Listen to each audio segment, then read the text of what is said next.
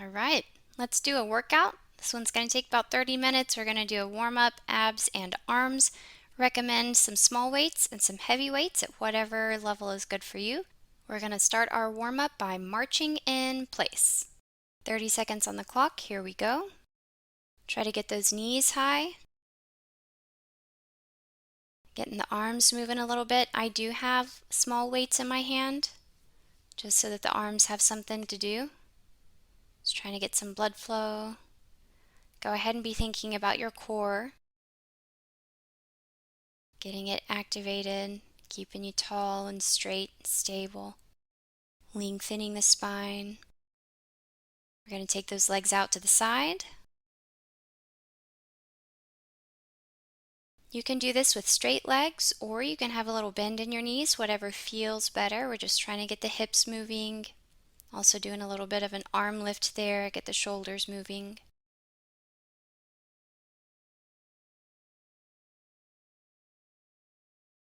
You can do these fast, you can do them slow.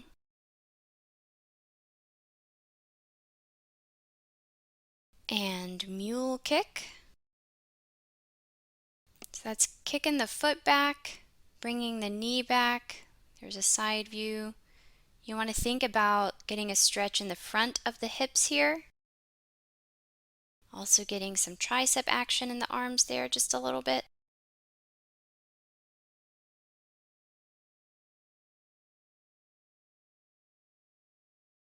We're going to get ready to do some X's and Y's.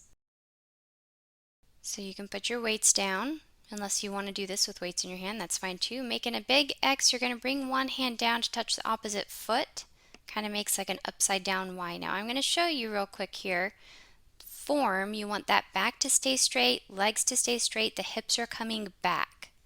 Here we go.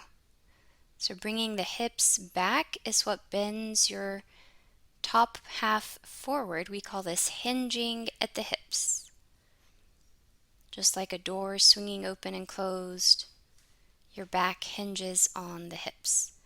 Be thinking about your hamstrings here, glutes. They're getting a little bit of a stretch as you come down, and then they should be what's actually pulling you back up. Here's the front view again, so you can see what it looks like.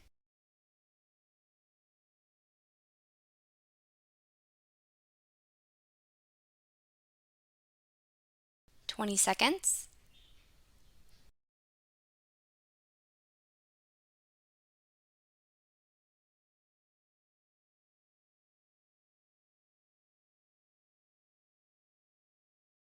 "5 seconds, and then we're going to get ready for our cardio. Little cardio move here. I'm picking the weights back up. Going to get the arms, the abs, and the legs involved in this one.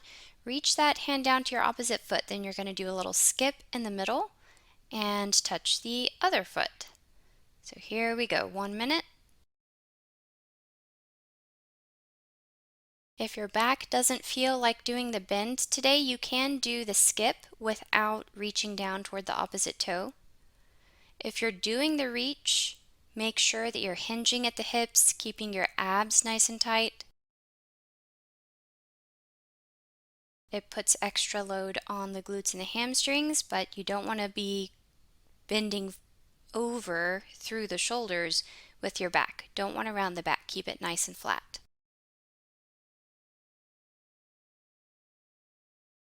20 seconds.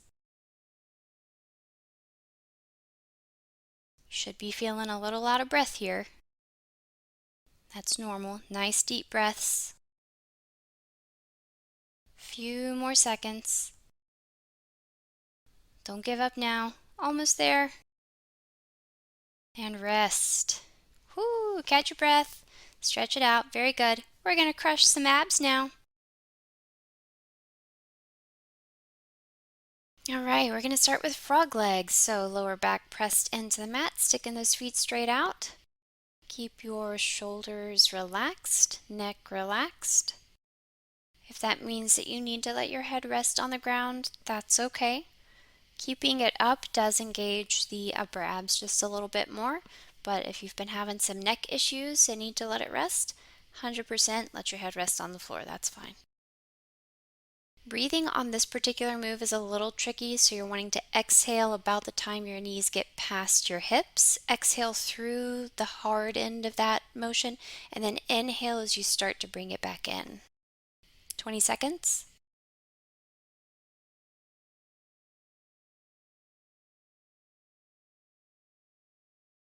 Make sure that the angle here where your feet are is such that when your legs are fully extended, your lower back can stay pressed into the mat. You don't want it to be arching or coming off the ground. And we're going to take the legs straight out and hold, and then crunch elbow to opposite knee. This is a slow version of a bicycle crunch. Here you want to exhale as you come up, touch the elbow to the knee, inhale as you come back down. Slow and controlled. Make sure that your lower back is staying pressed into the mat, even with your legs elevated. If that means you need to bring them up a little higher, that's fine.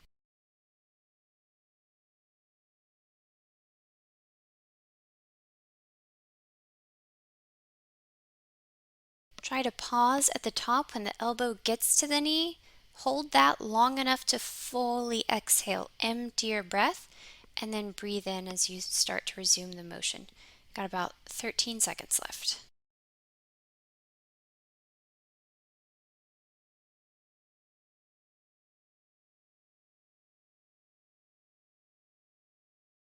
All right, keep those legs up in the air. We're going to bring them straight up, all the way up.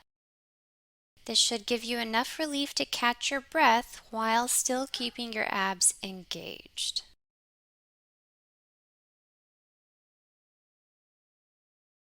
Then we're going to pull those toes back like they're facing our face, flexing the foot, and we're going to reach up and do a toe touch. Pulling your fingertips up towards your toes. If they can actually touch, that's great. If they can't, that's fine. What we want is pulling the abs tight together. Keep the shoulders relaxed. So arms are extended, but you don't want your shoulders doing the work. You want your abs doing 100% of the work here. Make sure that you're exhaling as you come up.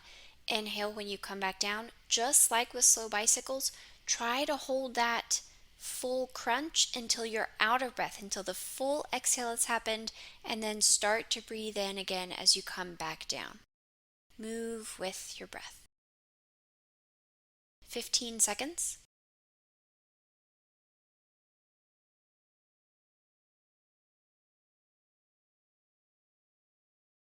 Five more seconds. Almost there. And rest. Now we're going to stay in this position. We're going to spread our feet to make a V. Pick up those little weights, and then we're going to touch our opposite toe, keeping that V nice and wide. Make sure that you're not just rolling from side to side. You want to come all the way down and then lift with your abs to get up to that opposite toe. Exhaling as you come up, inhaling as you come down.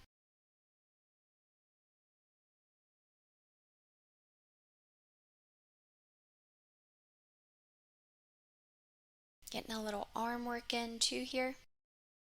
Be mindful of still keeping your shoulders relaxed, keeping your neck as relaxed as it can be. 20 seconds.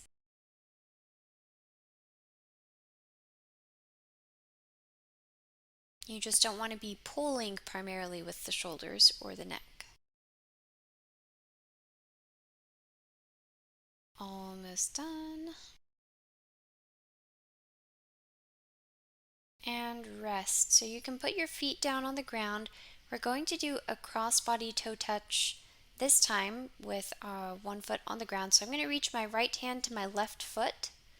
Now, if you want a more difficult variation, you can see in the corner, you can keep both legs straight. That is more challenging. Only do that if you can do so without arching or stressing your back. Another variation you can do is instead of using one hand to support you and the other hand to touch, you can keep both hands on your weight and pull yourself up with just your abs. So that doesn't let your other arm give you the little assist there to get all the way up. So use whatever variation feels challenging but doable for you. You've got 20 seconds left. As always, exhale as you come up, inhale as you come back down.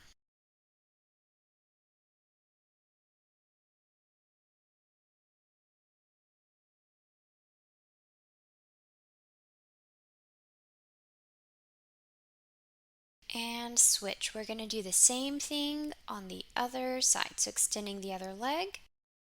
Again, you can do the variations here, so you can keep one leg straight as the other leg comes up and down. Or you can put both hands on the weight. Come all the way up without the support of your other arm.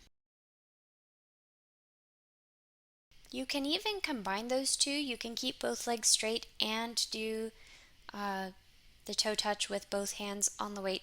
That is really, really difficult though. So if you can do that, awesome. I am not doing that.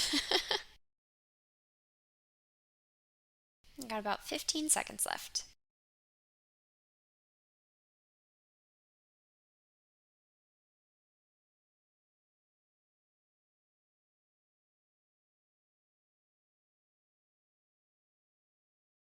And rest.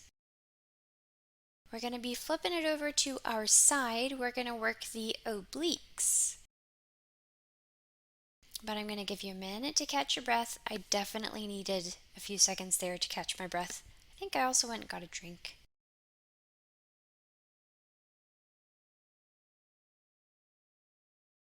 So sticking one hand up in the air, we're going to do a side boomerang lift. So that's both feet coming up to touch that hand. You can use the arm that's on the ground to support you. I'm even using a weight just to kind of give me some extra balance there. I call this a boomerang because I feel like it makes the shape of a boomerang. You might also see these called oblique jackknives or side jackknives, or even a side V up. 30 seconds.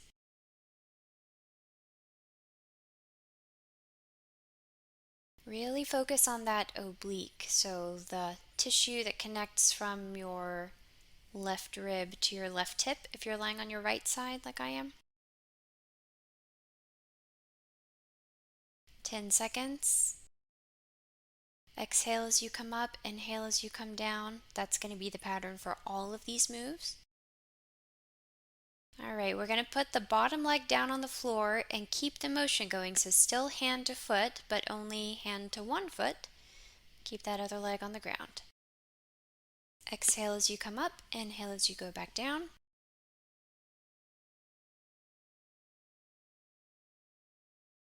If your obliques are hurting too much, burning too much, you can either stop and rest, or rather than push yourself all the way up into that high crunch, you can let your upper body rest on the floor, just do the hand to foot.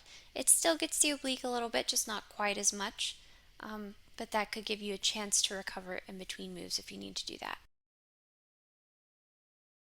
20 seconds. My preference is that rather than fully resting, you just step the move down as much as you can to catch your breath, let your heart rate come down a little bit. When you can do that, try to do that rather than like fully stopping. But when you need to fully stop, definitely do that. And we're going to switch to a crunch. So pick up another weight here. Same side, we're just doing a little crunch up. Now you'll notice I have two 5-pound weights. That's a comfortable difficulty for me. It's challenging, but it's not impossible. You can also use one 10-pound weight instead of the two 5s. That's fine. More weight is going to make it a little easier. So if just 10 pounds you feel like it's still a struggle to get up, try switching to a 15-pound or maybe 2/8. That extra weight on the end kind of helps pull you up. If you want it to be a little more challenging, you could take it down to one 8-pound weight, or even one 5-pound weight if you're feeling really brave. 20 seconds.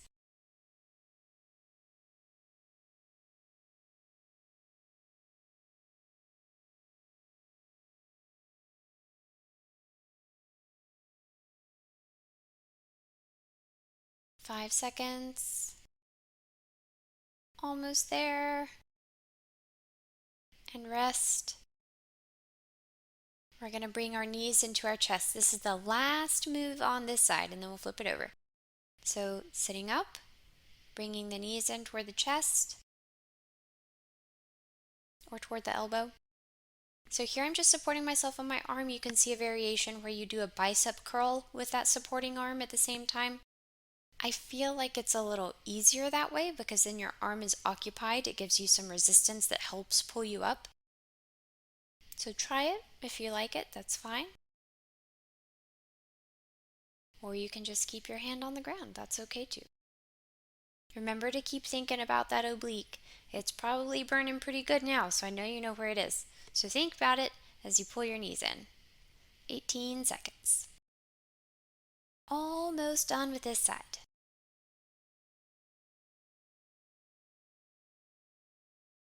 Single digits.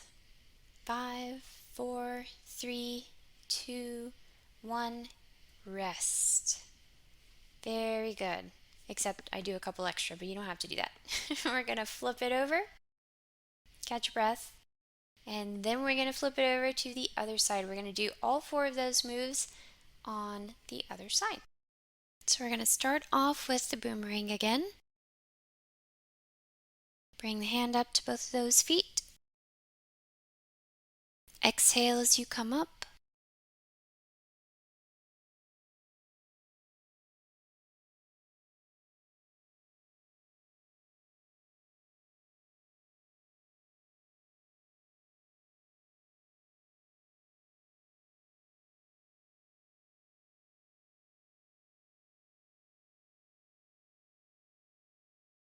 "30 seconds. I feel like the second side is always harder because everything's already a little bit tired. 20 seconds. Make sure that you're really aware of your breathing. That's going to help you get through this, even though those abs are already sore. Exhale as you come up, inhale as you come down. Keep that pattern going as we move through the different moves. And we're going to switch to just the one leg. So this is just the oblique hand to foot.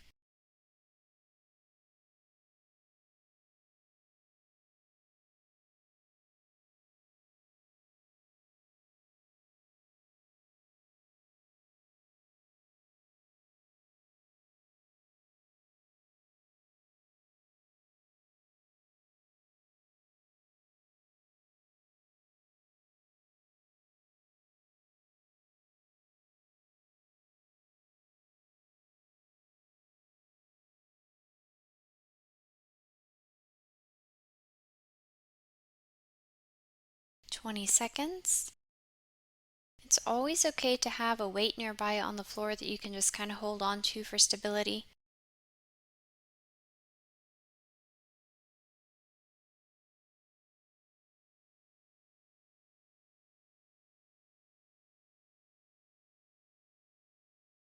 And rest. We're going to pick up the other small weight and do our crunch on the right side.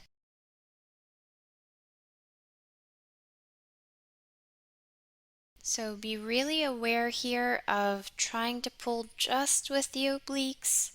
Try to keep your shoulders relaxed.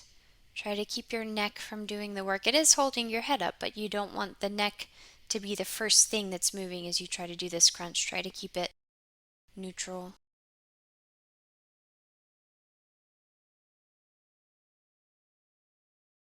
Remember to exhale as you come up, inhale as you come back down. These little crunches don't have to be fast. They can be slow. Try to move with your breathing. 20 seconds.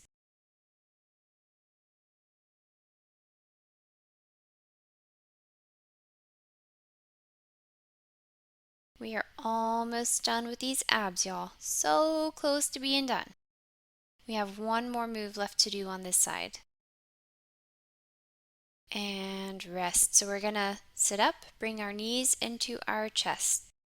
You can support yourself on your left arm, or you can add in the bicep curl. Think of this like a sit-up, just you're trying to do a sit-up only with your oblique. There's a variation with the curl if you're interested.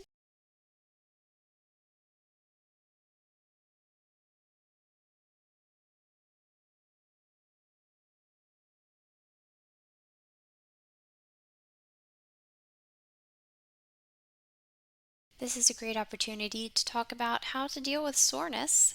If you feel like you're going to be really sore after a workout, couple natural things that can make a huge difference. Arnica, which is a gel that you can apply to a specific muscle. If you have a muscle that is sore, then you can apply arnica. You can get it on Amazon. And Epsom salt soaks. Oh, they are life-changing.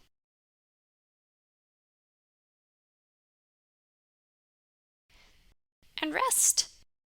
That is all of abs, except I'm still being a little overzealous there.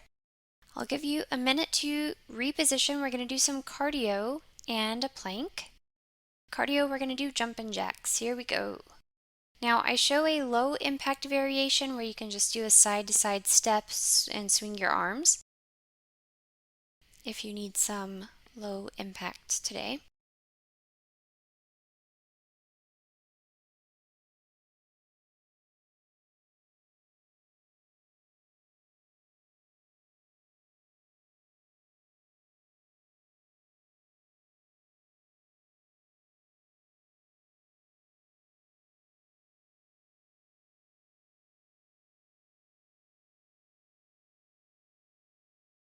"20 seconds.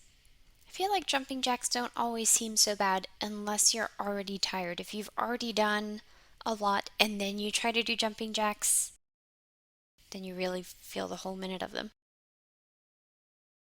5 seconds. And rest. All right, so that will put us into a plank. We're going to do a forearm plank for 1 minute. Now, the rule that I have for forearm planks, other than neutral spine, parallel to the ground, and all that jazz, is your hands should be elbow width apart. So if you're doing a wide forearm plank and you have a lot of space between your elbows, that's fine. That means you also have a lot of space between your hands. If you pull your elbows into directly underneath your shoulders, that's fine, but then your hands should still be shoulder width apart. If you're holding hands, you're cheating.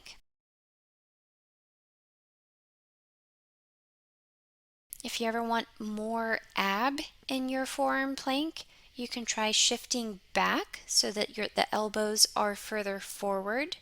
You can also make sure that you're tucking your tailbone under, shortening the abs, lengthening the spine. 5 seconds. And rest. Come down slow, come down to your knees. You never want to just fall out of a plank. It's a good way to hurt yourself. And stretch it out for a second. I do a little child's pose here. You can even pause and do some stretches in between. We're going to get ready to do some arms. And for arms, we're going to do them on the floor. So this is arms on the floor.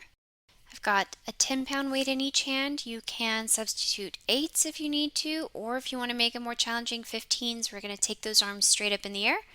And we're going to do dragonflies. Now, this is a variation on butterflies where the legs also move. If you don't want to do that, that's fine. You can keep your feet on the ground, just do the arm move and do butterflies. I'm doing dragonflies today, also moving the legs. This just helps keep the core tight, gives the legs something to do while the arms are working, all about the full body stuff.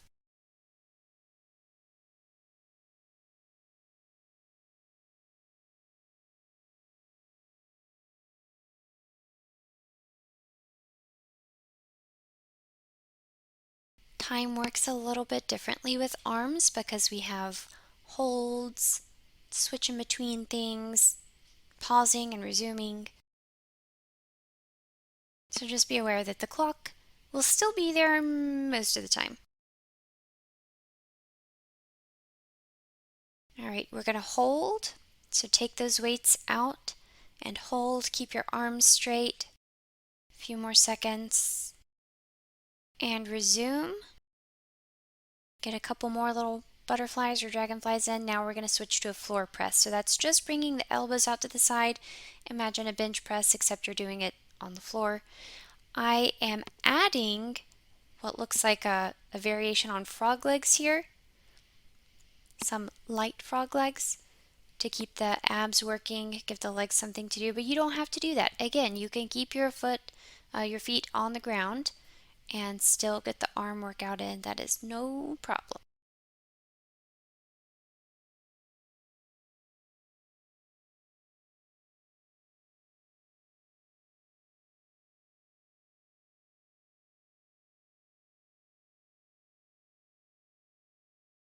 Fun fact, all of these abs on the floor can also be done on an exercise ball. Of course, obviously, then you're not going to be doing the leg stuff, but that does give your legs and core something to do, namely keep you from falling off of the ball. Arms on the ball are great. Highly recommend it. And we're going to switch. We're going to bring those weights together and then take them down to our chest, push them back up.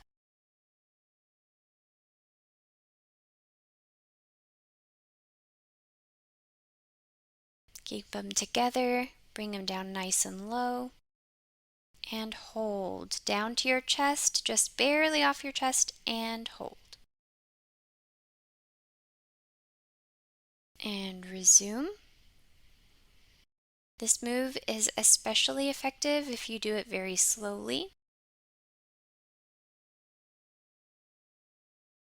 It's also like the very easiest level 1 push-up. It works a lot of the same muscles, but you're only working against gravity and 20 pounds instead of your body weight. Take it down and hold.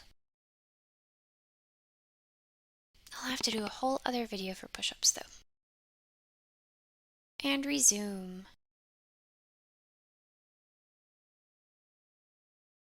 All right, we're gonna make a bridge and take those weights back behind our head. Make sure that your shoulder blades are flat on the floor. You don't want your neck to be bent here.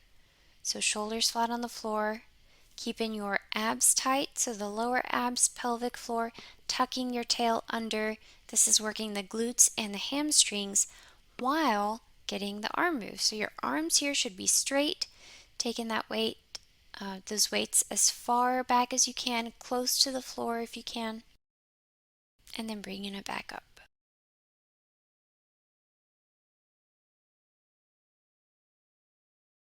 We're going to take it down and hold.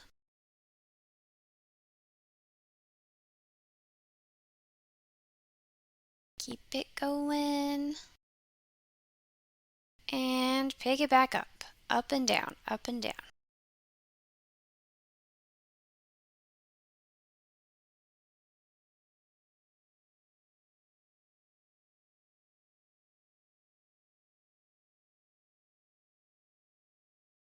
Five seconds. And rest. We're going to stand it up now so you can put those weights down, stand it up. We're going to start with one arm. We're going to do a hammer curl. So you want to hold it like a hammer. Imagine it's a hammer. Be the hammer. Keep that elbow anchored to your side and swing that hammer of a weight very slowly right up close to your chest. This is one of my favorite arm moves. It does get the bicep, it gets a little bit of the forearm, but it really targets the brachialis, which is a little bitty muscle that sits underneath the bicep. It makes your bicep work more effective because it actually lifts that muscle. So you get more bang for your buck by working this little bitty muscle with a hammer curl. 20 seconds.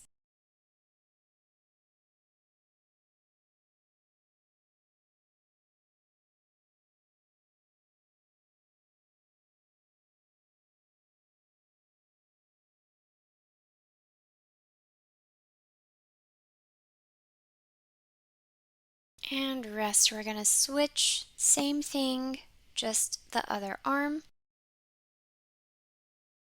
So the difficulty with this move, where you're going to lose some efficiency, is if your elbow is moving around a lot, if it's wobbly, if it's not super attached to your side. In general, that's the biggest problem with this move.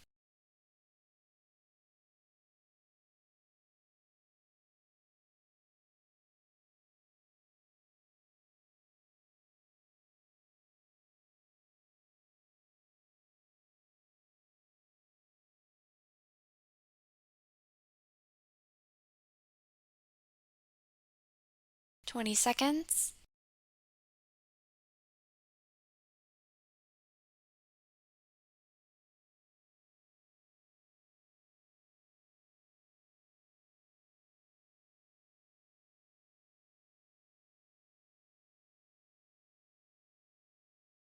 And rest, we are going to finish up arms with eagle wings. So you're going to pretend you're an eagle, soft knees, hinge a little bit forward on the hips, and then flap those beautiful wings.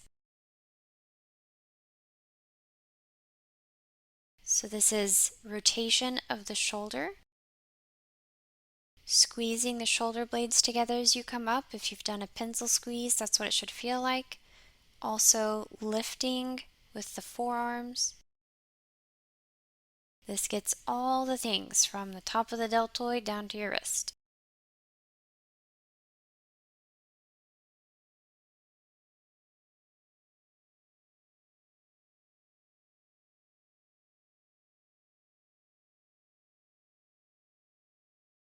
$20.